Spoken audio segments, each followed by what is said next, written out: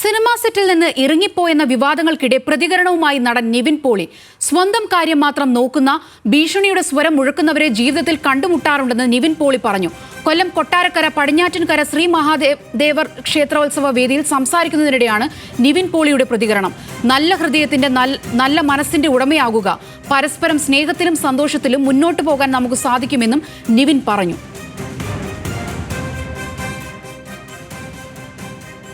നമുക്കെല്ലാവർക്കും ഒരു പരസ്പരം സ്നേഹത്തിലും സമാധാനത്തിലും നല്ല ഹൃദയമുള്ള ആളുകളായി ജീവിക്കാൻ പറ്റിയാൽ വളരെ നല്ല കാര്യമാണ്.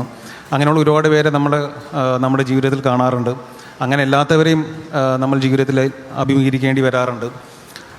സ്വന്തം കാര്യം മാത്രം നോക്കുന്ന, അല്ലെങ്കിൽ ഭീഷണിയുടെ സ്വരങ്ങൾ മുഴക്കുന്ന, അല്ലെങ്കിൽ അങ്ങനെയുള്ള രീതിയിലുള്ള ആൾക്കാരും നമ്മൾ മുമ്പിൽ കാണുന്നുണ്ട്.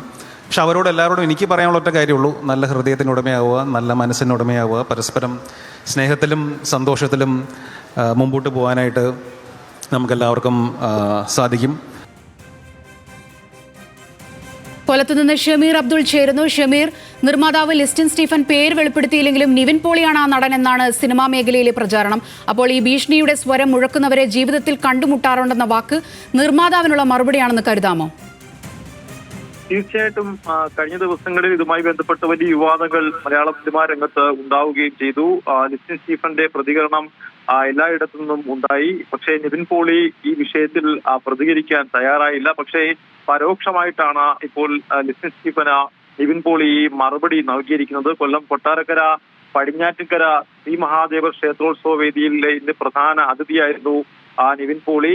ആ ഉദ്ഘാടന ചടങ്ങിൽ സംസാരിക്കുമ്പോഴാണ് ഇത്തരത്തിലൊരു പരാമർശം നിവിൻ പോളി നടത്തുന്നത്. സ്വന്തം കാര്യം മാത്രം നോക്കുന്ന ഭീഷണിയുടെ സ്വരം മുഴക്കുന്നവരെ ജീവിതത്തിൽ കണ്ടുമുട്ടാറുണ്ടെന്ന് നിവിൻ പോളി പരോക്ഷമായി പ്രതികരിച്ചു.